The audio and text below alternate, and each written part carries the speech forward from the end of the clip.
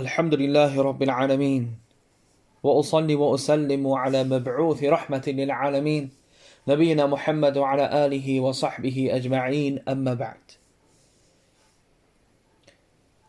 طيب, so we continue إخوان بإذن الله, and we pick up with where we left off from, and that is that we reached the hadith pertaining to waking up in a state of janabah while fasting. And that is the hadith of Aisha wa Salama radiyallahu ta'ala anhuma أن النبي صلى الله عليه وسلم كان يصبح جنبا من جماع ثم يغتسل ويصوم متفق عليه. زاد مسلم في حديث سلمة ولا يقضي. That was the hadith of Aisha and Salama radiyallahu anhuma, who both narrated and said that the Messenger of Allah sallallahu alaihi wasallam, that he would arise in the morning whilst in a state of janabah, a state of sexual impurity. Then he would perform the ghusl and fast. And in the narration of Muslim, on the authority of Salama radiallahu anha, who mentioned وَلَا يَقْضِي, and he will not make up for it, يعني for that day. This hadith is muttafaqun alayhi, it's agreed upon. So there are a number of benefits to be taken from this hadith, ya ikhwan, and bi'idhnillahi ta'ala that we will jump straight into it. The first one that Ibn Uthaymeen rahimahullah ta'ala mentions, أن النبي صلى الله عليه وسلم كغيره من البشر تصيبه الجنابة, that the Prophet صلى الله عليه وسلم is like other than him from amongst mankind, in the fact that he would be in a state of janaba, that he would become in a state of major impurity, that he sallallahu alaihi wasallam was from the bashar, yani from the humans, from mankind, and he would be in a state of impurity. The second benefit from this hadith, أنه يجوز للإنسان أن يصبح جنبا وهو صائم ولا حرج عليه في ذلك. That it's permissible for a person to arise in a state of janabah and he is fasting, and there is no haraj upon him in relation to that. There's no blame upon him, that this is an action that is allowed. That a person arises يعني after Fajr, after the fast has begun, whilst he is in a state of janabah. Then he says رحمه الله تعالى ففيه جواز الجماع إلى طلوع الفجر ثم لا يغتسل إلا بعد طلوع الفجر وهو صائم فلا بأس بذلك. So within this is that it's permissible for a person to have intercourse up until the entering of Fajr, and then he does not perform ghusl, يعني does not perform ghusl before Fajr has entered, and he is in a state of fasting, يعني, and he is to begin his fast in that state, in the state of janaba. There is no harm in this. And the evidence for this is the statement of Allah Azza wa Jal in Surah Al-Baqarah, فَالْآنَ بَاشِرُهُنَّ وَابْتَغُوا مَا كَتَبَ اللَّهُ لَكُمْ وَكُلُوا وَاشْرَبُوا حَتَّى يَتَبَيَّنَ لَكُمُ الْخَيْطُ الْأَبْيَضُ مِنَ الْخَيْطِ الْأَسْوَدِ مِنَ الْفَجْرِ. Where he said subhanahu wa ta'ala, so now have relations with them, have intercourse with them, yani with your spouses, and seek that which Allah Azza wa Jal has prescribed for you, and eat and drink up until the white thread becomes distinct from the black thread of dawn.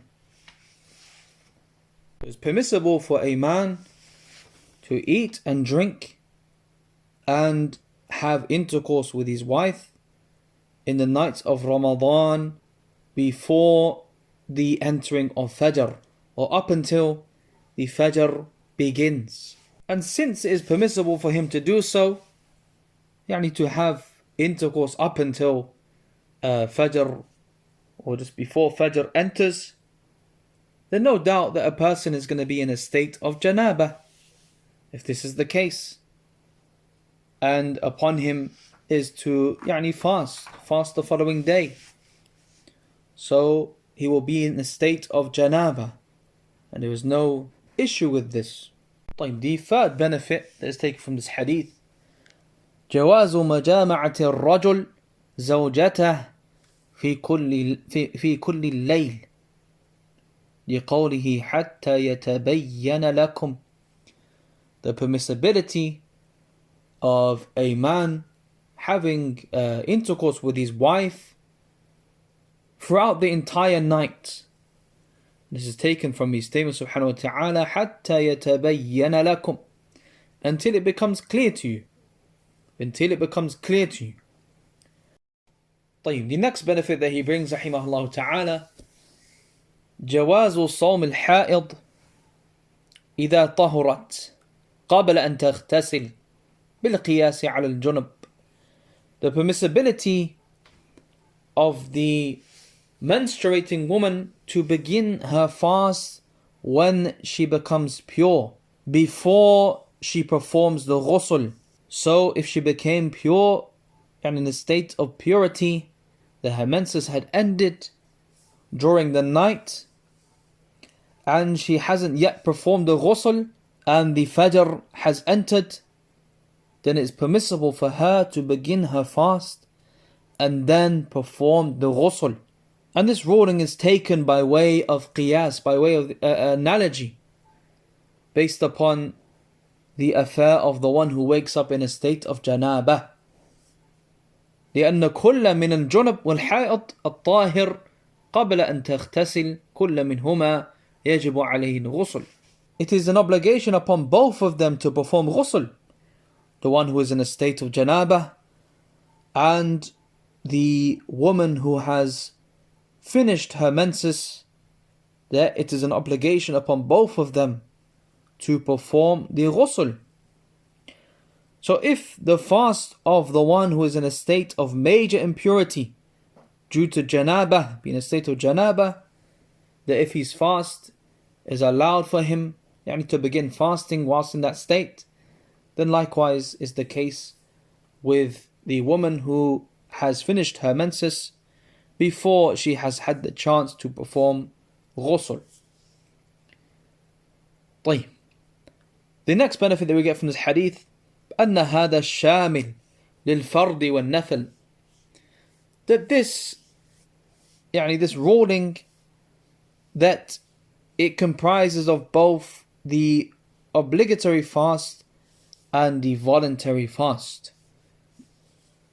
And this is due to the fact that the hadith doesn't distinguish between the two. The hadith doesn't distinguish between the two.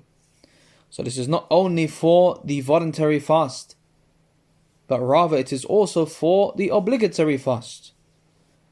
And this is why we find in the statement of Salama radiallahu anha, وَلَا يَقْضِي, and that he sallallahu alayhi wasallam would not make qada, would not make up for that day.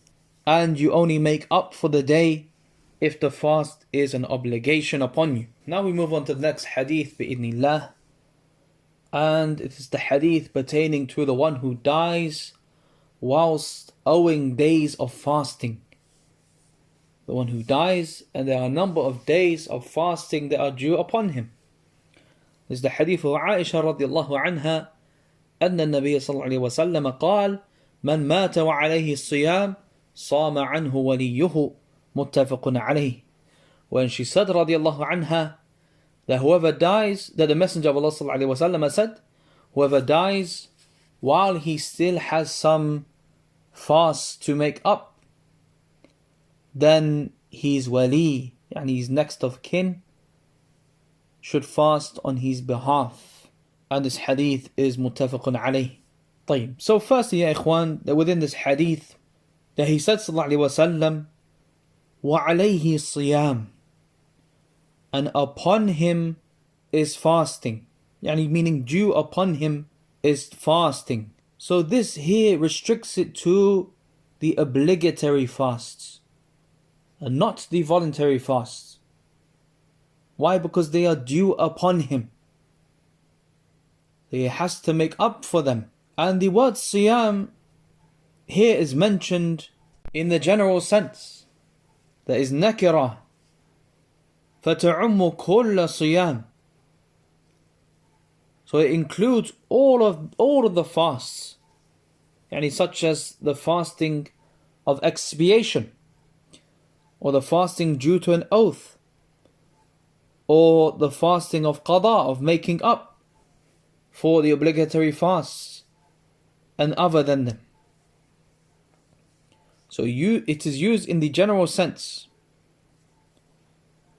طيب. But when are these fasts due upon him? That when is it for him to make up for these fasts? If a person passes away, then what are the fasts that we can consider and now say that these are the fasts that his next of kin can fast on his behalf? Then what are those fasts? And they are, as Ibn Uthaymeen rahimahullah ta'ala mentions, إِذَا تَمَكَّن مِنْهُ فَلَمْ يَفْعَلْ. That which he was able to do, he had the ability to do, yet he did not do it. طيب. So it's in reference to those fasts that he had the ability to do, that he was able to do, yet he did not do them. أما إذا لم يتمكن فليس عليه الصيام. As for if he was unable to do them and unable to make up for them, then there is no fast that is to be made up on his behalf. طيب. We'll give some examples بإذن الله, as Ibn Uthaymeen rahimahullah ta'ala mentions here. For example, that a man took an oath to fast 3 days, and then he died on that day, yani the same day that he took the oath to fast the 3 days, that he died before he could fulfill fasting those 3 days, then there is nothing that is due upon this person. There is nothing that is due upon this person.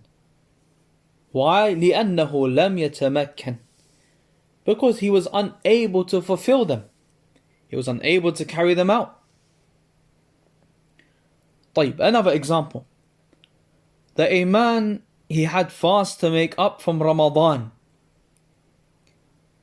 However, he became ill, severely ill, on the day of Eid. Yani Eid al-Fitr. That he became severely ill. And he died as a result of this illness.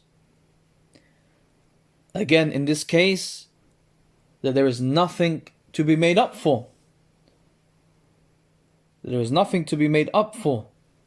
There is nothing that his next of kin can fulfill the fasts on his behalf.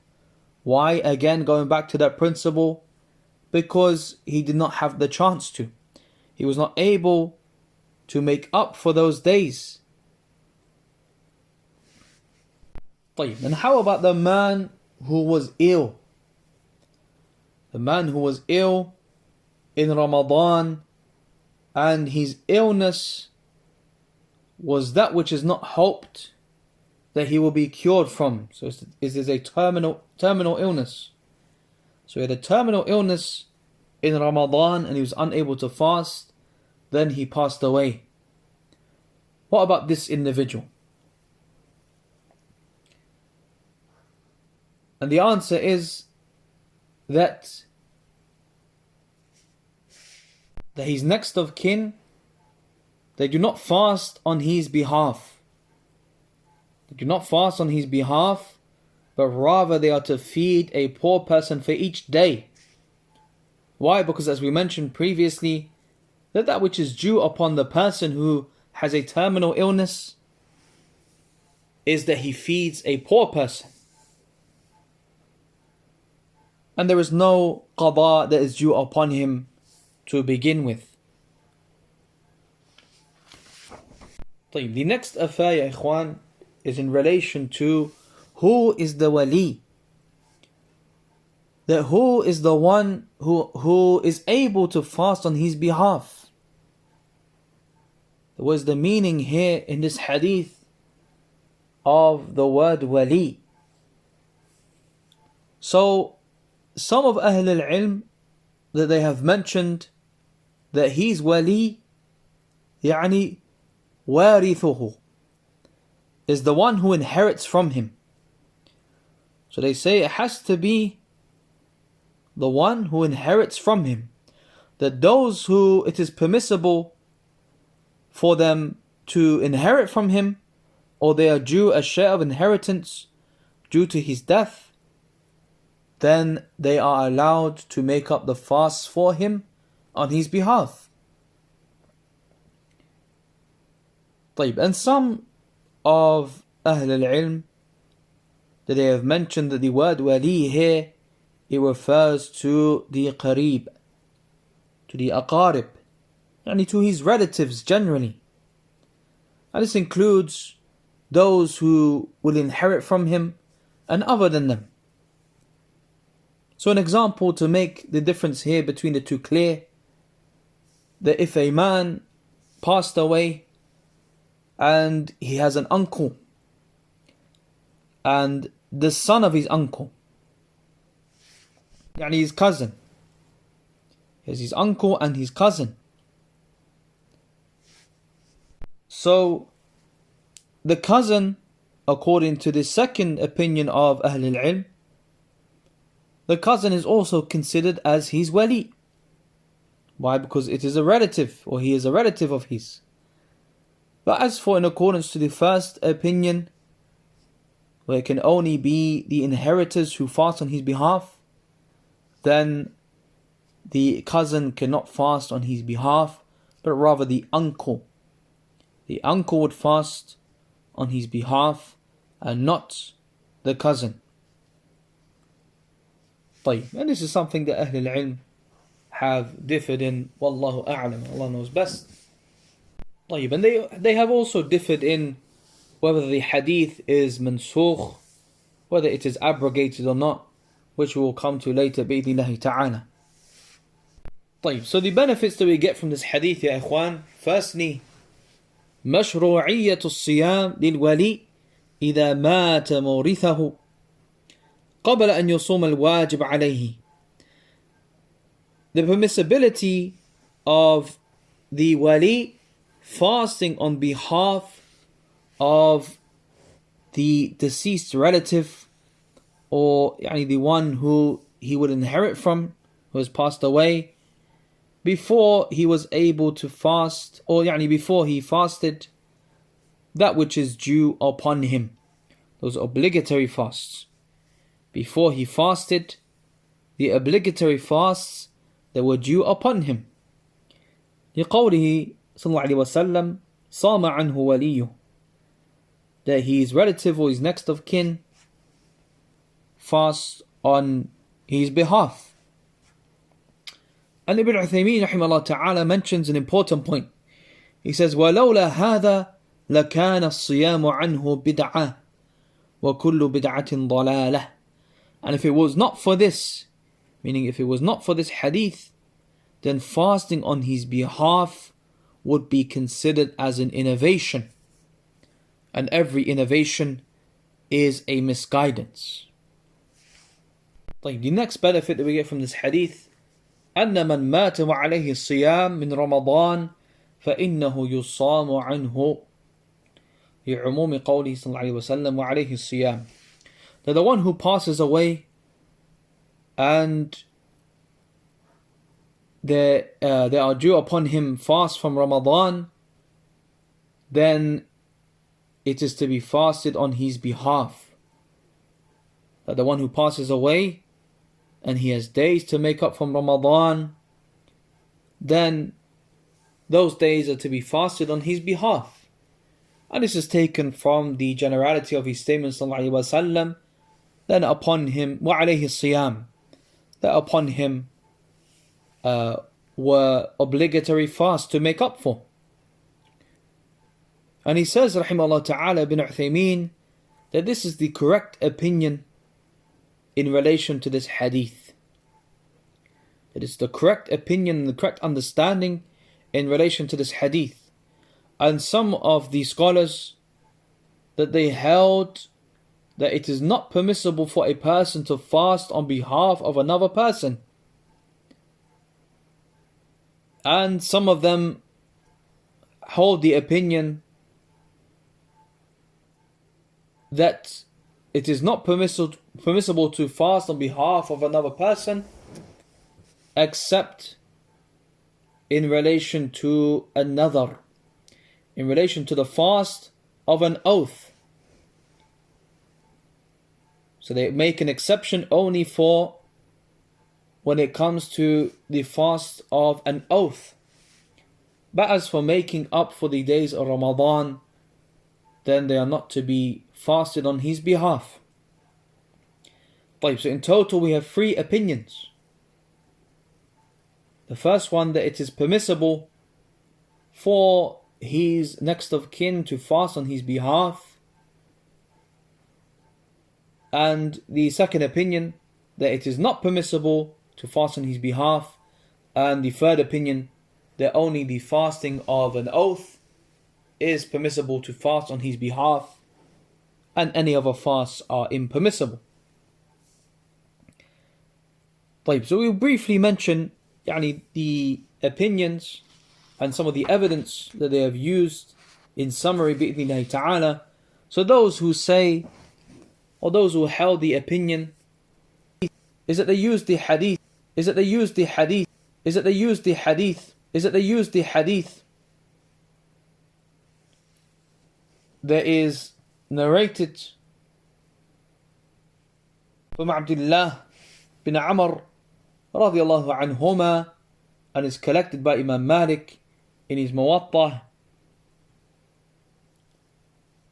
and the hadith is mawquf, is that he said sallallahu alayhi wa sallam أنه قال لا يصوم أحد عن أحد ولا يصلي أحد عن أحد, that no one fasts on behalf of another person, and no one prays on behalf of another person. That they use this hadith. And as we mentioned, that this hadith is mawquf,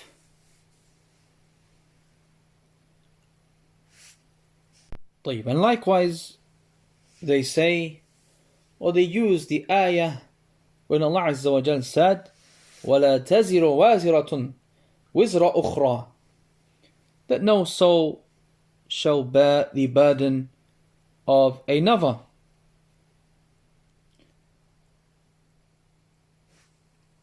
So they say that the hadith صَامَ عَنْهُ وَلِيُّهُ, that his next of kin fast on his behalf. So they say that within this hadith is an amr, is a command. So therefore we are compelling his relatives or his next of kin to fast on his behalf, and therefore we are going against this ayah. And as for those of the third opinion, whereby they distinguish between the fasting of an oath and the other fasts, that they say the reason for so is because the fasting of an oath is that which a person obligates upon himself. That when he takes an oath, he obligates that fast upon himself, whereas the other fasts, that they are obligated upon him from Allah Azza wa Jal, such as making up for the days of Ramadan. But as for when he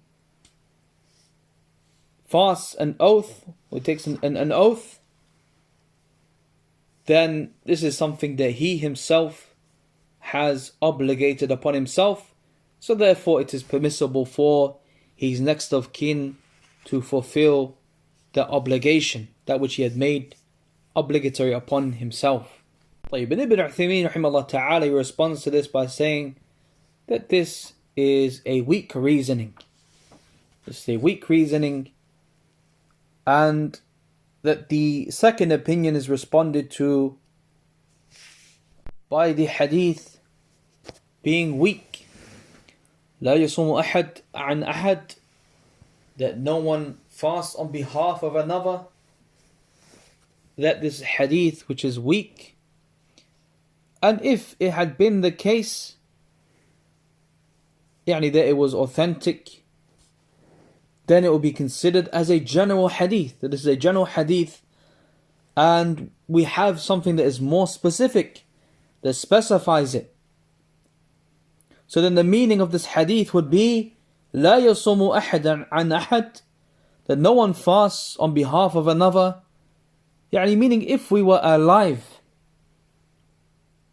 So if both individuals are alive, it is not permissible for a person to fast on behalf of another person if both of those individuals are alive.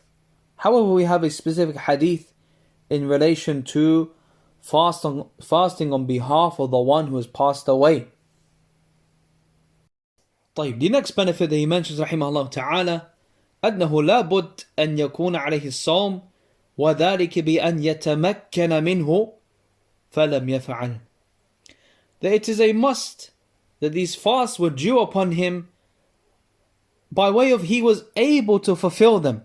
He was able to fulfill these fasts, yet he did not do so, as we mentioned previously.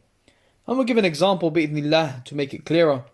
And that is, for example, that a man, that he fell ill during Ramadan for a total of 5 days. So he has to make up for 5 days of Ramadan. And then, alhamdulillah, he became better, and he was in good health for the first 5 days of Shawwal, and then he passed away. He has 5 days from Ramadan, and Shawwal entered, and he died after 5 days of Shawwal.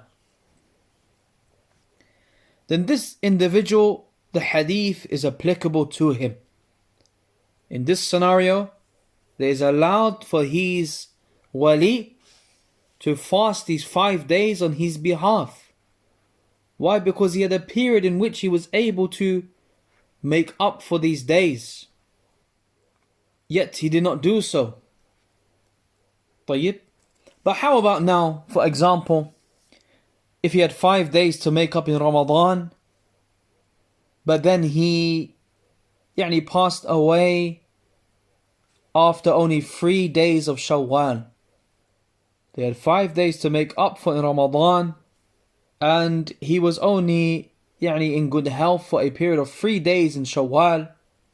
He only had the ability to fast for 3 days in Shawwal, and then he became ill again and passed away. So in this case, as Ibn Uthaymeen rahimahullah ta'ala mentions, that in this case, then his wali makes up for 3 of those 5 days. That he can fast on his behalf for 3 of the 5 days. Wallahu a'lam. Another issue that Ibn Uthaymeen rahimahullah ta'ala brings is in relation to whether or not it is permissible to spread these fasts out amongst his awliya, amongst more than one wali, whether it is allowed for them to divide up the days. So for example, if there were 30 days of Ramadan and there were 5 individuals, that each person takes 6 days until they have all collectively fulfilled the 30 days that was due upon him. That is this allowed to do? And the answer is yes. As Ibn Uthaymeen rahimahullah ta'ala mentions, that is permissible, and this is due to the generality of his statement sallallahu alayhi wa sallam, Sama anhu waliyu, that his next of kin fast on his behalf. It's a general statement. Just as it is permissible to, for example, if he had a debt that was due upon him, that he had to pay back, it is permissible for each person to repay some of that debt collectively. And he brings some other important masail. I encourage the brothers, bi'idhnillahi ta'ala, those who have the ability to do so, to go back to his explanation and read through some of these extremely beneficial issues that he raises, rahimahullah ta'ala. But bi'idhnillahi ta'ala, we will suffice with what we have mentioned, and walillah alhamd, that we have completed the section in relation to the obligatory fasts, and then bi'idhnillahi ta'ala we'll move on to the voluntary fasts and that which is impermissible to fast on. bi'idhnillahi ta'ala, wa naktafi bihada, wa salli Allahumma wa sallim wa barik ala nabiyyina Muhammad wa ala alihi wa sahbihi ajma'in, walhamdulillahi rabbil alameen.